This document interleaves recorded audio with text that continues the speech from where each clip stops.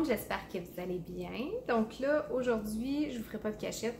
C'est exactement la deuxième fois que je reprends le tournage de cette vidéo-là parce que je m'exclamais d'un grand bonjour. Aujourd'hui, je vous présente ma vidéo, un récapitulatif de l'année 2020-2021.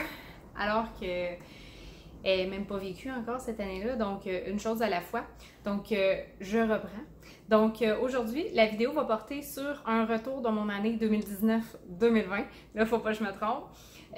Bon, premièrement, cette année-là a débuté d'une façon complètement inattendue et complètement folle. Ma première journée de travail, ça a été une journée de suppléance à 1h30 de route de chez moi. Je vous explique le contexte de tout ça. Normalement, j'aurais dit juste non. Mais là, c'est une direction d'école qui m'a appelée pour m'offrir un contrat. C'est une classe à 100% et tout ça. Puis quand j'ai su c'était dans quelle ville, ben quel village plutôt, disons que j'hésitais énormément à cause de la distance et avec raison. Là, 1h30 aller, 1h30 revenir, ça fait quand même 3 heures dans une journée. Donc, voyant mon hésitation, la direction m'a quand même proposé de venir faire la première journée en tant que suppléante, puis de voir après ça si j'acceptais ou non le contrat. Donc, je m'y suis présentée, la journée a super bien été, c'était des super petits cocos super fins, mais bref, pendant la journée, bon, la distance, j'avais déjà pris ma décision par rapport à ça, là, ça me tentait pas d'aller aussi loin pour travailler. Puis, pendant la journée, pendant mon enseignement, la secrétaire est comme venue me voir 2 fois. De un, pour me demander finalement qu'est-ce que tu fais, tu l'acceptes-tu, étant donné que la direction de cette école-là n'était pas présente cette journée-là. Donc, après ça, la deuxième fois, c'est pour me dire qu'il y a une direction qui m'avait appelée, puis que elle m'offrait un 100% dans une autre école un petit peu plus près de chez moi. Et finalement, une troisième direction m'a appelé cette journée-là pour m'offrir un temps partagé, dégagement, bref, de compléter les tâches de tout le monde. C'était un 85%, mais vraiment très près de chez moi.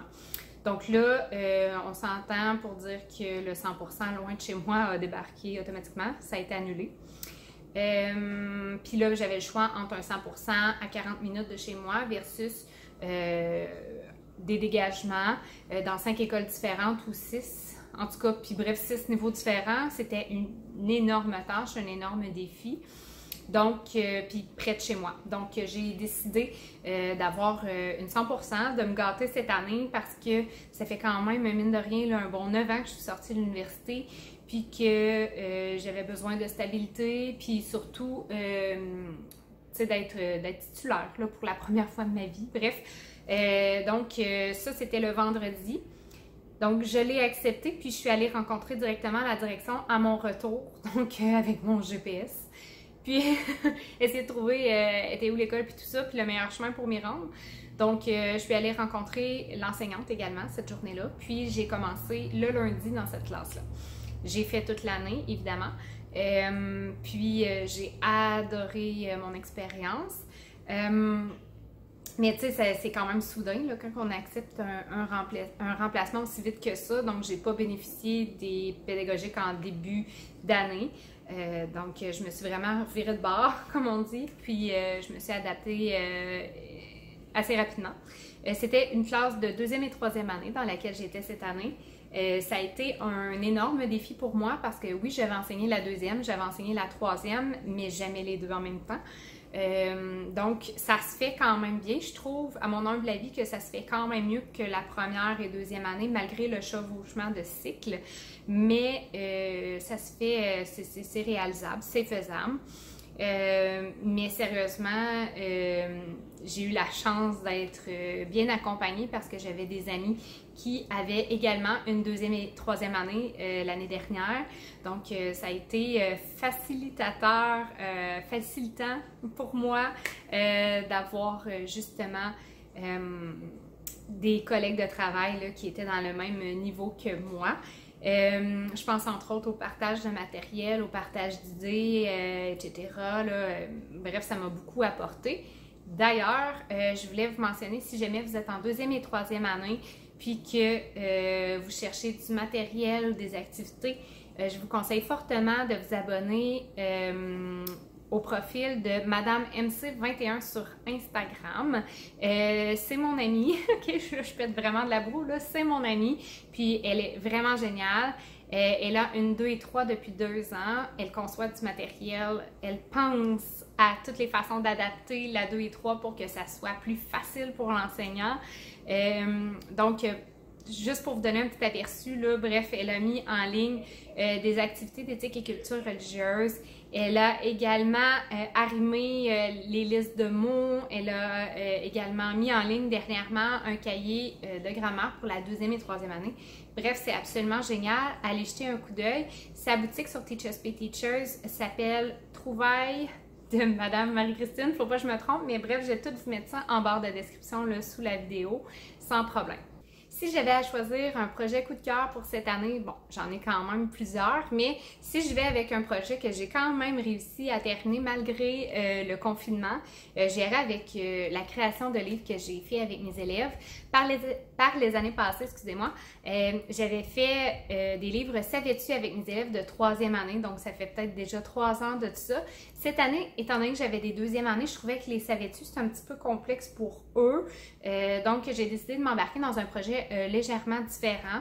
Donc, je me suis inspirée des livres de la collection National Geographic Kids, les premières lectures au premier lecteur, bref, ceux qui ont des barres, des contours jaunes. Bref, je peux peut-être vous mettre une photo ici, là. Mais bref, on s'est inspiré de ces livres-là pour en concevoir, nous, également, cette année. Puis, ça a été un franc succès. Les enfants étaient très motivés, impliqués dans leur travail. Donc, ça a été génial. Si jamais vous voulez plus d'informations à propos justement de ce projet-là, je vous laisse le lien en barre de description pour consulter ma publication sur le blog. Un petit défi que j'aimerais me donner pour la prochaine année, ça serait probablement les mathématiques parce que par les années passées, je me suis formée davantage en français et très peu en mathématiques. Donc, j'aimerais vraiment me former davantage en mathématiques, utiliser davantage la manipulation en classe. Je dois vous admettre que l'année dernière, j'ai mis un petit peu les résultats de côté étant donné que je manquais énormément de temps. J'étais même un petit peu en retard dans ma matière. Donc ça, je le regrettais vraiment énormément. Puis je trouve que c'est vraiment important à travailler les résultats, tout ça avec nos élèves. Bref, j'aimerais vraiment revoir ma façon d'enseigner les mathématiques. Ce que j'aimerais conserver pour l'année prochaine, ça serait assurément mon carnet de lecture que j'ai adoré, ainsi que mon carnet d'auteur. Sérieusement, ça a donné des traces absolument fantastiques. Puis, sérieusement, là, je m'en passerai même plus. Si jamais vous voulez plus de détails à propos du carnet de lecture ainsi du carnet d'auteur, je vous invite à visionner les vidéos que j'ai sur ma chaîne YouTube, justement, en lien avec ça. Donc, le premier s'appelle le carnet de lecture et le deuxième s'appelle l'écriture libre. Donc voilà, c'est ce qui complète ma vidéo pour mon retour sur mon année 2017. Et voilà, c'est ce qui complète ma vidéo à propos de mon retour sur mon année 2019-2020. Si vous avez apprécié la vidéo, je vous incite à cliquer sur le pouce. Je vous invite également à vous abonner à ma chaîne YouTube et à me suivre sur mes réseaux sociaux, Facebook, Instagram. Et puis, je vous souhaite un bon été. À la prochaine!